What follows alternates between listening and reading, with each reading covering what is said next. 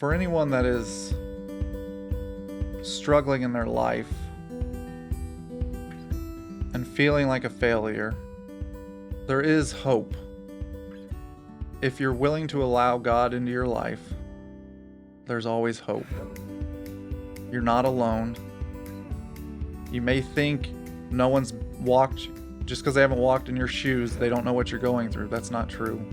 There are many people with the same struggles, many people with different struggles, but it's all the same path of allowing God into your life and walking those steps out with Christ right beside you. And when you do that, especially me, I know things are going to be all right.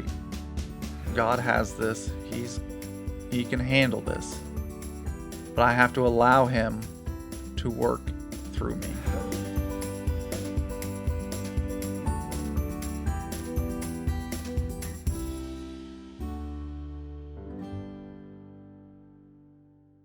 Welcome to Effective Heart Change, where we are passionate about becoming life givers in our circle of influence. Today we have with us Adam Mason. Adam, you were with us several years ago, and you're coming back as an employee working on the business side, and we're excited to welcome you back. And partially because of the time away, I feel like that gives you a completely different perspective. So I actually wanted to start there and just say, showing up here, what's just kind of hit you in the face this week as you have shown up here and you're being introduced into so many different things? Well, thanks for having me. I'd say one of the biggest things is how big the classes are, how many classes you have, and just everyone that shows up. I mean, you have so many people in the program, and most of them are showing up to the classes, and they engage in the classes. They're actually taking action and being a part of all the classes and speaking their mind, speaking up, asking questions. Yeah, just how everyone is engaging and being a part of the classes. That was huge to me. I figured people would be kind of shy getting new people in the program, but they're speaking up and asking the hard questions and thinking on those questions and trying to find their way. And I love that atmosphere. We call it the one another lifestyle, and coming together, recognizing that we share outcomes, getting people to engage with one another, hopefully in an atmosphere of trust. To me, that's huge. In fact, what I can bring is this much. I mean, it's a smaller portion. But when we begin to get that kind of attitude, when we get that kind of ethos moving in the group, it's just incredibly powerful to see people's lives change because of that. I don't know, the most impressive part is seeing people live the one another lifestyle. And how that is changing their lives. I know I've only been here a short time, but in that week, I've seen people grow. I've seen people struggle. I've seen others come and pray over them and others be prayed over. And they're helping each other get through their struggles. And it doesn't all rely on you. It doesn't all rely on Levi. It doesn't rely on just one person. It is everyone coming together as a community, the body of Christ, and working as one. And that is just amazing to see. It's amazing to be a part of. And I look forward to doing and helping more with that. That is an amazing piece for me because I'm watching that expand. I'm watching it multiply, and I get to be a witness to that. And I can remember several years ago hitting a point of really struggling at a program level and looking at the leaders and saying, I've taken this as far as I can go. If we don't get buy-in, if you don't jump in, if you don't become part of the ministry team, it just can't go any farther. And there was buy-in at that point, and there's far more buy-in now, and you're seeing some of that. Oh yeah. I mean, it's amazing. People stepping up when they didn't think they could step up, but God is flowing through everyone here and giving them the courage to step up when they need to, or step back. And their help, I mean, the things that are going on right now are just incredible. I also want to just highlight for a moment, you stepped into the building and Ashley started pouring into you. Here's what your job is going to be. Here's all the information you need to know. Day number one, you had a glazed look in your eyes. It was like, wow. I don't think you even fully anticipated everything that's going on here. How are you hanging with it a few days in? Ooh, yeah, it was a lot of information all at once, and it was overwhelming for sure. And it's it's getting better, but the first couple days were a shock and awe experience, not realizing how much Ashley actually does and how much I'm gonna have to step into that role. But it's gonna be a fun experience, and we'll get there. Um, but just to be a part of it. One of the things that I also say, just at a ministry level, and we'll get to a personal level in a moment, but at a ministry level, Ashley's been a significant part of recreating the wheel or inventing the wheel or whatever language you want to talk about. So we've got form after form, and we've got spreadsheets, and we've got procedures, and we've got rules, and all of that. And she was very instrumental in doing that, and so it's just layer upon layer upon layer, which you have seen and you're responding to. And the good news for you starting out, you don't have to do a lot of the inventing of this thing. You just have to learn it and execute it. Exactly. I mean, Ashley's done a tremendous job getting. She started from scratch and had to create the templates, had to create everything, and go through all that hassle. And I fortunate enough, I just have to learn what she has already put together. And not only that, she had to put up with me in the process. So that was double time, because one of the things about me that I'm continually inventing, I'm continually going new places. We've been building the program, we've been building the concepts, we've been building the procedures, and working at it step by step. And so it's really been quite the adventure putting all of this together. It's gonna be a process to learn everything, but it's gonna be interesting, and I look forward to it. And I've told you, and I expected this no matter who came in, it literally will be a period of months, just because we've developed those kind of dynamics and that kind of complexity. And one of the pieces is that we do deal with some difficult people, difficult situations. We've learned how to do the diagnostics and meet people at a specific place. And so all of that's taken a lot of effort, and there is a higher level of complexity in what we do. Let's go ahead and shift back over to you. Talk about when you came in and you were actually a part of the program. Walk us through the kinds of things that made a difference in your life. Okay, so I came into the program 2016, beginning of it. And I was the type of guy that would go 30 days before I'd have a drink, and then be good for 30 days and have another, and just kept that cycle. Finally, coming to the program, I didn't really have, I mean, I believed in God, but I didn't have a strong faith. But having joined the program, learning what it had done for so many people ahead of me, and watching people grow, why not just give it a shot? I was willing. And that was the main thing you asked me. Are you willing? And I was like, well, I've tried everything else. Nothing's worked. So why not? I'm going to give this a shot.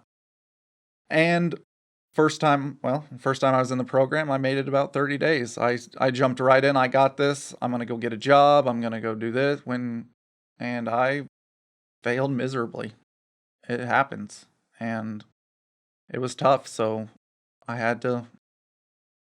left for a little bit and came right back, knowing this was the place to be. And there was a date on April 29th, 2016, where we were just sitting in a car talking, and then somehow you picked up on something and we prayed over it, and it was like that weight was just lifted. My cravings immediately stopped. I wasn't constantly every 2 seconds thinking how I'm going to get my next drink, it was gone. And my life has been awesome ever since. My faith has, well, I mean, that just, right then and there, my faith just jumped. I mean, I was on board. I was ready to go. And ever since then, I haven't struggled with the hardcore cravings. Do I have them occasionally? Sure. Who doesn't? But the whole thing was that constant nagging at me was gone. God had released me of that, and it was... It's interesting as you're talking, I use the term deliverance. Many times there are ministries that believe in the instantaneous, the immediate, and it's kind of neat that you're bringing up and talking about that, and then we'll get into the other side in a little bit. But many times there are particular points. Sometimes it's built around an unforgiveness.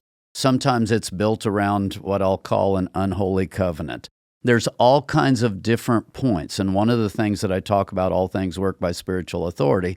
So we were talking about a particular thing in a house and, just different things that were spiritual pieces that I was able to identify some of that, get you prayed through it. And you noticed an immediate deliverance, an immediate, wow, I'm better, I'm not the same person. Now, what's interesting, and this comes back to my theology and what I believe, deliverance is great, but there's still that choice. There's still that walking it out. So on the one hand, you had this supernatural change that really catapulted you in a way that you were like instantly better, but the problem didn't go away either. No, unfortunately, it did not. I am my own worst enemy. And the cravings, that strong craving was gone.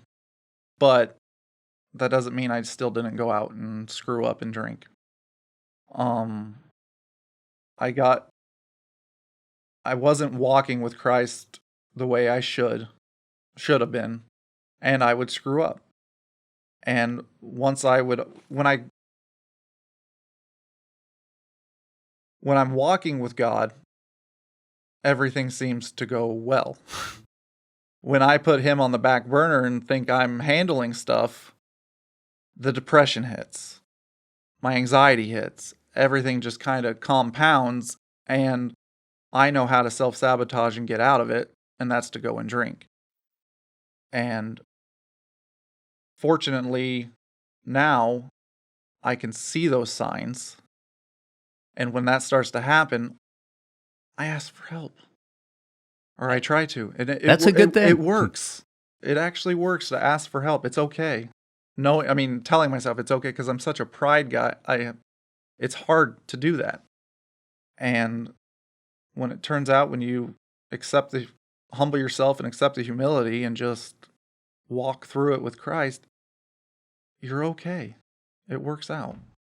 What's interesting, there is that, and I'm going to call it a stronghold side, and yes, I'm using spiritual terminology right now, but there's this stronghold side that if that area doesn't get prayed over, none of the rest of it probably works. But we prayed over that. You saw a quantum leap.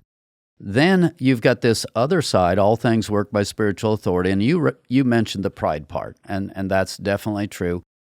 That's almost 100% of the people get into an I can do it by myself zone, and when they get into that zone, they're not successful, they struggle. That's just pretty much universal. Yours in specific has this one little area. Everyone's greatest strength is also their greatest weakness. And so you have this incredible heart to please people. You have this incredible heart to bless people. And if you're not pleasing, if you're not blessing, if you're not bringing satisfaction to the people around you, then all of a sudden inner turmoil starts to kick up. Well, that's a terrible place to be because all of a sudden my ability to stay sober is based on the responses of the people around me. Right. And when I'm not performing at a high level, if I'm not being as successful as I think I need to be, I'm a failure. And then I just bring that whole failure mentality. I can't do this. I'm a horrible person, I'm just down and out, that tends to bring on bad thoughts and lead me down a direction that is not good. When I can step back and realize, hey, I'm not a failure. I'm doing something in my own flesh that I can't do without God. I need to step back, let Jesus back into my life, and then he walks me through it, and it's usually successful. I'll reach those people, or they'll reach me, or whatever it be, but it all comes down to having God in my life and walking with him versus me thinking I can do it on my own, because I am my own worst enemy.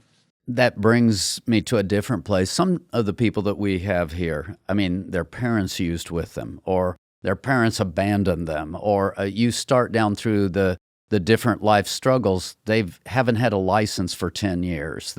You start through issue after issue, and you look at that situation, and you're like, wow, no wonder they struggled.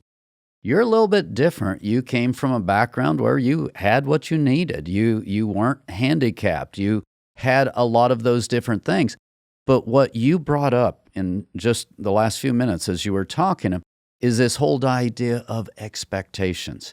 It's interesting that we in our own hearts create expectations, and then that sets a kind of a reality bar where in your world, because you're a pride guy and a performance guy, doesn't really matter where you came from. What mattered is this heavy sense of falling short. Exactly. I had everything I needed growing up. Yeah, my parents were divorced when I was 3rd grade or so, but they were always there for me. They provided for me lovingly. So the whole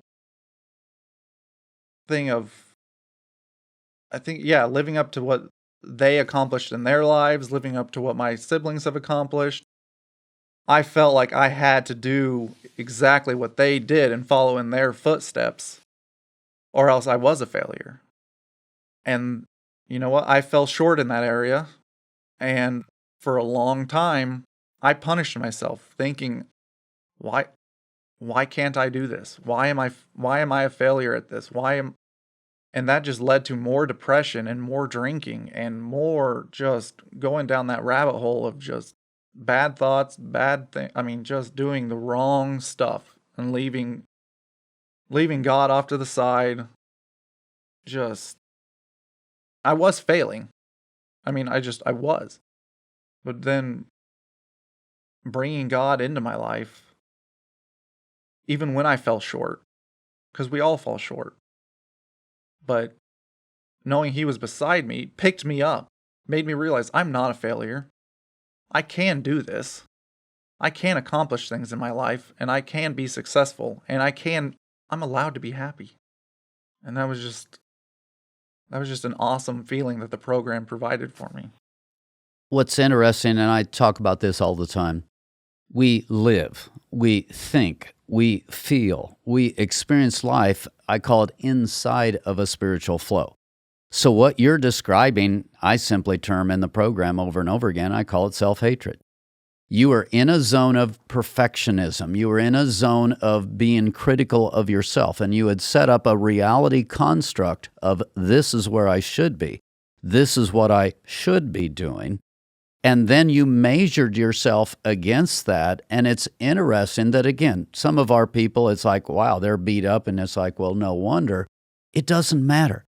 When you get into that reality construct and you're into perfectionism and self-hatred, your experience of life is your experience of life. It's heavy, it's hopeless, and you just described some of that, and it's every bit as real and it's every bit as hard to overcome as if you were the person who was over there being kicked around in the gutter and seemingly had no chance. Yeah, I see where other people are and I see where I was, and I I wondered, why am I struggling as much as the next person who has had it a lot harder or been in more difficult situations than I'd ever been in. But my world felt so dark and so lonely. I was like, I just couldn't wrap my head around why I was feeling that way when I had it so good. I had everything provided for me. Especially dealing with programs, you're being compared to, you're being put in with people who have all of this other stuff going on. So then all of that stuff starts circling in your brain. Well, if a big driver in your brain is perfectionism, being in a program, being exposed to other people, seeing yourself not able to respond, all that does is just increase the pain, increase the confusion, increase the self-condemnation, and you are trapped in that kind of a cycle. I was. It was a constant cycle of just disarray and misery. Now, what's interesting, not to be mean, but that's what I do, we tend to have the same issues all the way through our life. So that's not a past thing, that's a current thing, because you're a performance sort of a guy who goes into perfectionism, which means that, guess what? Currently you're struggling. I gave you a hard time because you walked in here and your eyes were kind of bouncing back and forth and you weren't quite sure what to do. That same perfectionism, that same, I've got to get this right and do that right, is still at work in you. And so it's something you still continue have to be aware of and to be applying the solutions to those things. Oh, exactly. I mean, I'm always going to struggle with wanting to be perfect and be critical of myself, and I'll always be my own worst enemy. I know that. But it's accepting the fact that I am going to fall short, and it will take time to get the business side of the program down. It will take time. I can and will be successful at it with God's help. And that also, besides the business side, work aspect, it applies to my home life too. I want to be the perfect stepdad. I want to be the perfect husband. I want to be this, but I got to be perfect at it. I don't have to be. It's not meant to be. No one's perfect. So I need to, when I get caught up in being perfect, I do start to slip back into that depression and start falling way short of the glory of God. Then once I take that step back, and I've learned to take a breather and just let God work, wait a little bit, wait for his answers, and then move forward according to his plan or what visions he's laid forward. You haven't been around the last few years, but I've really borrowed from a Bob Newhart skit, and here it is. Here's my sage advice. Stop it. When you're in a hole and you find yourself deep in that hole, do yourself a favor, stop digging. And one of the things, and I'm sure you remember this from the days gone by, one of the key questions that I ask, where is your spirit right now? And frankly, perfectionism, self-hatred, taking those expectations and looking down on myself, that's a spiritual location. And call it condemnation, call it perfectionism, call it whatever you want. But if you go to condemnation, Romans 8:1, there is no condemnation for those who are in Christ Jesus. At some point, I step back and I realize that spiritual flow doesn't allow God to come into my life and give me strength. So the whole time I'm stepping into that place of condemnation, I'm less able to do the very job that I want to do, that I'm trying to do in a perfectionistic way. And as you described, one of the best things you can do is just get to that point of going, oh, I can't do this in my own strength. Take a deep breath, get the peace of God back on board, take a smile, ask this question, has God called me to do this? If God's called me, he'll be here to equip me, to walk me through it.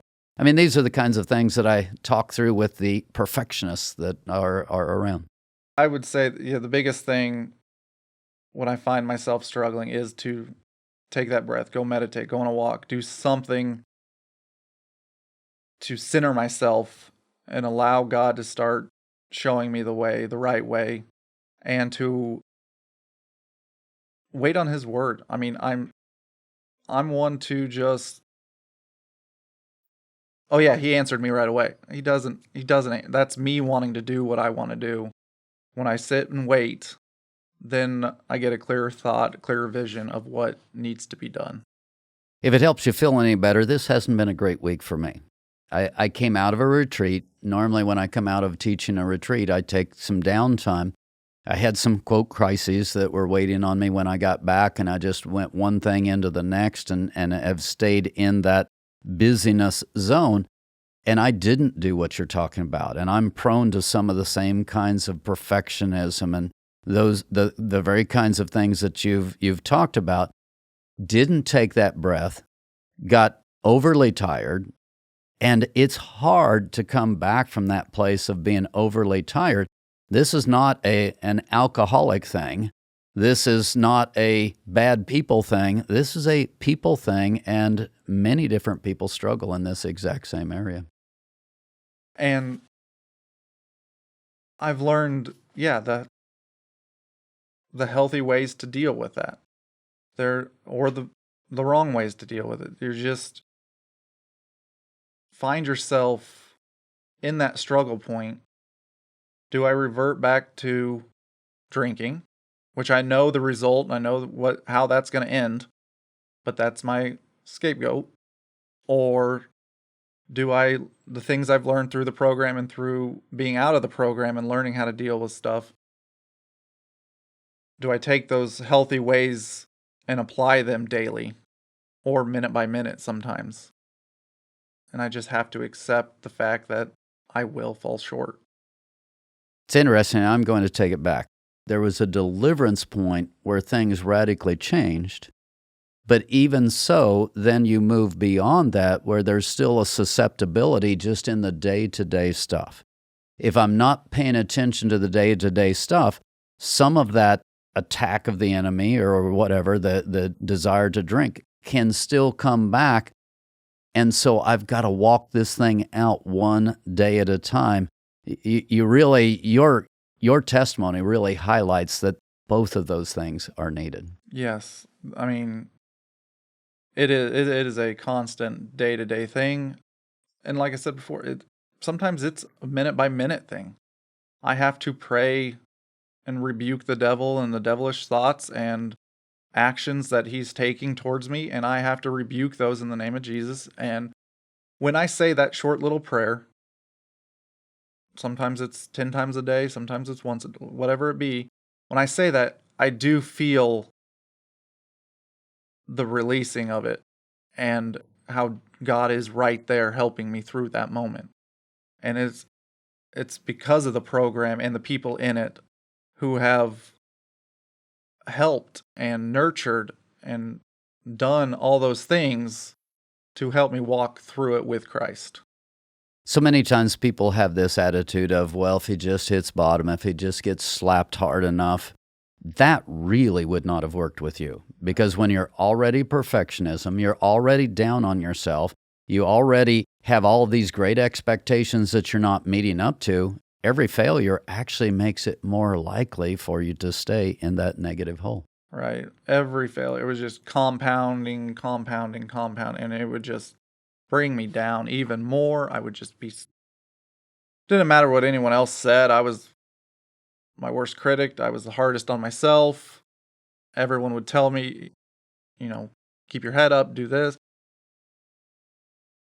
But when I was in that mindset, it was so hard to hear because our heart filters our hearing. And I just would be in such a negative place. I could not hear what people were telling me to do and what I needed to do. And when I finally listened, you know what? Things kind of got better. Well, that whole negativity cycle for you is just absolute death. What I described for me, I'm a load bearer. So when I start taking on those loads, all of a sudden, it's like I begin to feel it on my shoulders, and I'm no longer being strengthened by God, and I start trying to plow through in my own strength. That's just a terrible place to live. It's heavy. If I had alcoholic tendencies, I'd be going there.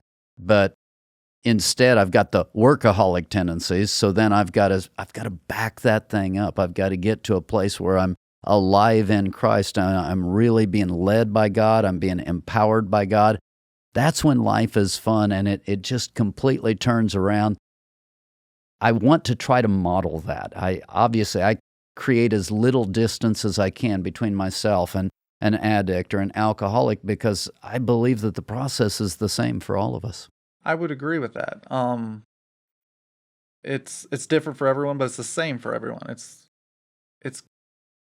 difficult. You have to step back and look at the situation and allow God to work in your life. And like you said, you don't have to be an alcoholic, you don't have to be an addict, you don't have to be a workaholic, but in people's life in general, when they're struggling, or especially when I'm struggling, it does help to look at all the good things God has provided. How is he moving in my life today? And where am I right now with Christ? Am I in a good spot? Am I not? If I'm not, I have to, you know what? I'm going to take the 10 minutes and recenter myself. And sometimes you got to reset the day, even if it's at 5 o'clock at night in the evening. You got to reset the day, start over, and let Christ work in your life that day from that point forward. The question that I go back to, where is my spirit right now? If it's not in a good place, your language, recenter, step back, pray, take the steps that you need to take. That's just a powerful transformation point. Let me just throw it to you. What else would you like to tell somebody who is out there listening? God, I had a lot of opportunities in my life thanks to my upbringing and everything that went with it, and I let the depression, and I did not have Christ in my life when I needed him most, and I made it a struggle. Where do you fall in sibling order? Baby. Okay. Third. So you were third, and the older siblings outperformed, and they took off. Always in their shadow. Are you going to be as good as your brother at sports? Are you going to be as smart as your brother and sister in school? Are you going to do this? Are you going to do that? And sure, getting into high school, yeah, I think I had your brother and sister in are you going to be as good as they were? Or this, and this? And so I was always fighting that. Ever since school, from elementary school up, because they were always ahead of me, because I'm 5-6 years younger than my brother. And then coming to the sports aspect, I had to work my tail off to be as good as he was, and my sister too. And it was always living in their shadow and trying to beat those expectations. I've seen you play softball. You're a little bit on the competitive side. A little bit. You kind of grow up. Our whole household's competitive, but I think I took it to an unhealthy level at times. You think? That's all right. I mean, that's just part of who you are. That's part of your personality, which then it translates to, okay, this is where I struggle, why I struggle. And for the performer perfectionist, it's just harder to comprehend that I would struggle because I had these benefits or I had these talents. So then it's just harder. In some respects, it's almost harder to deal with your addiction issues than the person who didn't have those things. Sometimes, yeah, I just wonder why. Sometimes, why what? I don't know, but there's just that why question. Why did I struggle with this? Am I the only one in the family with this gene? Why am I the only one, or this spiritual stronghold, whatever? But then I realize, yeah, I may be the alcoholic, but, my siblings, not just my siblings, but everyone, they have their own struggles that are just as big as what I'm making my problems out to be. And so everyone has to find that walk with Christ to help them. It took me a lot longer than it should have, but I think we're on the right path, and as long as I do it on a daily basis, it tends to be all right. That why question is a big one that derails. And I try to take people back to, you can't look back. You can't do the whys. You can't do the explain. You can't even do, well, I did this, so God's going to use me in this way. But God is a redeemer. So what's neat is, whether it was the will of God or not, doesn't matter. At some point, I can settle into where I am now, get connected with God, start living where He wants me to live, and He's got a redeemed pathway for me. And that's full of hope, and that's full of life. Yes, it is. The hope part of it is awesome. Having hope again, having excitement back in my life, getting back on fire for Christ and keeping Him in the forefront. It's just exciting, and I'm thankful that I get to be a part of the program again. It's just it's a good time. One big thing obviously I'm struggling with is the fact that I'm not with my family during the week, and that's tough. It's tough on them. I mean, the kids get a little more freedom, they feel like, but the whole reason is I want to be the best influence I can for them. And I think I was struggling because I wasn't being the best influence I could. I wasn't measuring up to what I thought was the best influence I should be. And I think by stepping back, coming here, when I go back home, I have this different mindset, and God will be at the forefront of it, and He will be walking me through it, and I can be the best influence I can, but I still fall short, but I am doing it with Christ. So I'll be a better influence to my kids. So deep breath, deep breath, deep breath. If it's God, He'll work it out step by step, and that's the lifestyle that we believe in. Adam, it's been fun sitting down and talking with you. I'm hoping that as we've talked through this, that it's providing some insights to people, because everyone comes at addiction from a different point of view, and yours is very much from that performance, perfectionism, expectations point of view. And so I'm hoping that this ends up really speaking to some different people who are able to grab a hold of that and say, okay, that's why I struggle. Well, again, we thank you for joining us. We've been doing a series of testimonies. I think those testimonies give us hope and a chance to move forward, and we look forward to seeing you next time on Effective Heart Change.